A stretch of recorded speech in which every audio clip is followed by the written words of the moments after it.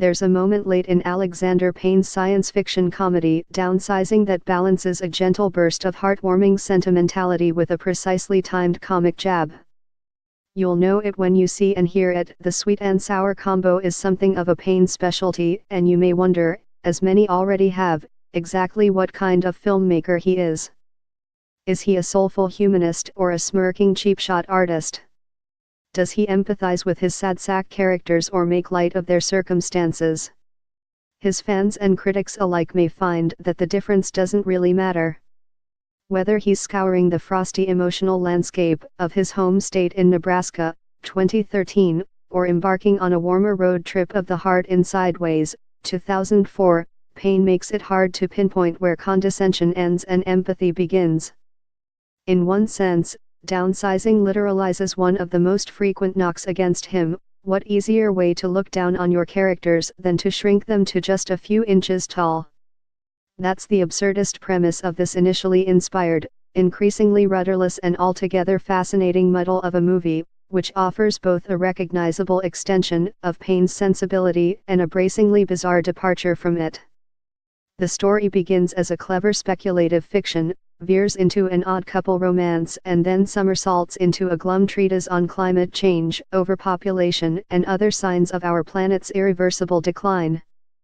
If that strikes you as an intriguing notion for a movie, call it Honey, I'll Shrink the Kids the Day After Tomorrow. You'll get no argument from me.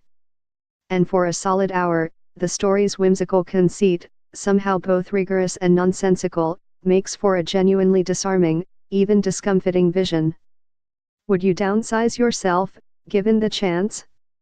The question, if not answered, is at least counterbalanced by the ingenuity with which Payne and his regular co-writer, Jim Taylor, have thought through even the, littlest particulars. Paul Safranek, Matt Damon, an Omaha-based occupational therapist, is a nice, average guy with a nice, average wife, Kristen Wiig, and the usual anxieties about moving forward in a downbeat economy.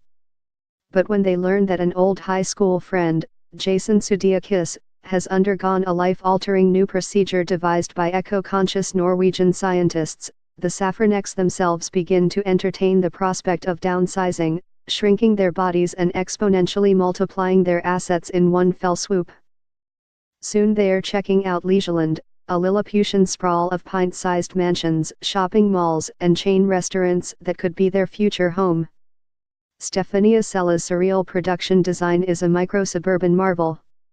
There's a depressing timeshare presentation vibe to the whole enterprise, complete with showroom presentations in which a tiny Neil Patrick Harris and Laura Dern hilariously show off the benefits of diminutive living. Turns out $83 buys you an awful lot of diamonds when you're 5 inches tall. Saying goodbye to their family and friends, Paul and Audrey head to a medical facility to undergo the downsizing procedure, where the first of several big surprises awaits.